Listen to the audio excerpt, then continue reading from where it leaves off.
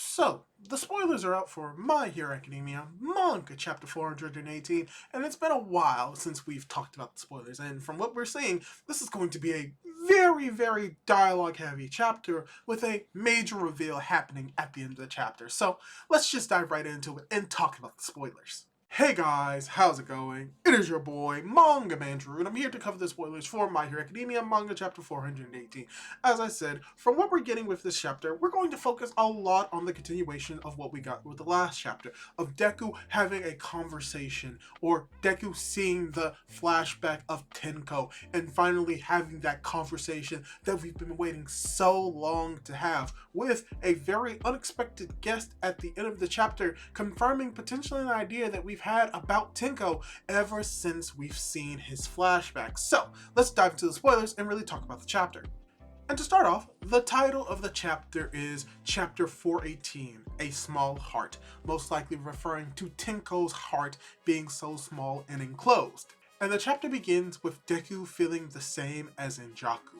When he saw Tenko deep inside, he tries to stop the tragedy, but it's too late.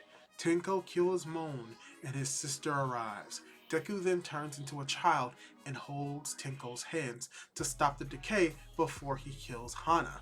Deku starts to decay, but since this is a quote-unquote imaginary world, he just has to keep visualizing his hand holding Shigaraki's. He won't let go of it. Tenko asks why he's doing this, and Deku's eyes full of tears says it's because he's crying. Tenko says that he chose to kill his family and destroy that house. That's what he keeps telling himself, because otherwise he'll never understand why he was born that way. Deku feels Tenko's emotions coming directly at him and says that he can't let go of his hand yet. So, this is what we've been wanting for a long time, for Deku to begin to understand what's going on with Tomura, what's going on with Tenko, as we see that he's actually seeing the incident that occurred with Tenko and his family. He doesn't get the entire context of it, but he gets enough to understand why this is very most likely traumatic for Tenko, for Tomura at this moment. And as we see that he's potentially having his arms decayed in the vestige world, which may or may not affect him in the real world, we don't know necessarily, but what we do know is that he can continually hold on to Tenko, and that he is acting in the way that Deku would act, trying to save a little kid and having a lot of hand motifs when it comes to the comfort of holding his hand, which is what he's trying to do, comfort Tenko in this moment. But going on from there, going into the next part of the text spoilers, we have hatred, catharsis, and sadness/confusion are balanced inside Tenko right now. He tells Deku to go away and remembers all the people who ignored him on the street, but Deku says that he feels relief when someone holds his hand, as he remembers Ida during the Dark Deku rescue. That's why I'm here. Deku and Tenko start to vanish, and on the next page we see Tenko playing with two kids on the playground, Mikun and Tomo-chan. Tomo-chan says that Tenko can play as All Might, and he smiles. And then Tenko says, I am a villain. I hate and destroy things. The little Tenko that was next to Deku comes back, and behind him we see the whole league, including Twice. Even if all my hatred goes away and I turn empty, I still need to become a hero to all those guys, the villains. We see some people cheering for Shigaraki to destroy the world, and a cop says that the fingers are disappearing. Just as things are starting to get better, it cuts to black. We then see Kotaro Shimura talking to a mysterious man from a construction company. And with this part of the text spoilers, this is where we're really diving into more of the character of Tomura and Tenko, where we see that deep down he always wanted to be a hero, and that his hatred for All Might that we learn later on is more towards a hatred of the world, as we're even getting that in this as well, is now completely sort of shifted to a point where he still wants to be a hero, but this time instead of just being a hero like the pros, he's being a hero to the people that he cares about the most, the villains, and that even if he believes that he can change, change. From what we're seeing, he doesn't want to, because he still needs to be a sort of rock or a sort of vessel for the other members of the League of Villains, because to him, they are the most important part of who and why he's doing all of this. So it's great that we're going to get a little bit more visualization and context for Tenko, for Tomura, and the reasoning why he may continue on being a villain.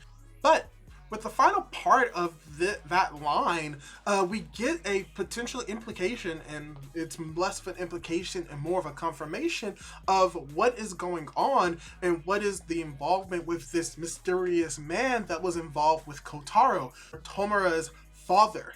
And here's where we get to the final part of the text spoilers. And relatively speaking, this is a shorter chapter, even though there's exactly 15 pages and at least one double page spread towards the end. But the last part of the text spoilers said that Shigaraki says that he doesn't know what those memories are. Deku also realizes that these memories are not Tenko's. Kotaro is having dinner with this mysterious man and is drinking wine. He asks about Tenko's quirk, and a giant all-for-one head appears in the vestige world. You foolish vessel. This useless boy was about to make you give up? You want to become stronger, but you've never gotten rid of your weakness. What a fool. Tenko Shimura. To this day, you'll never made a single decision on your own. Vestige All for One is back. End of chapter. And we're not going to be on break next week.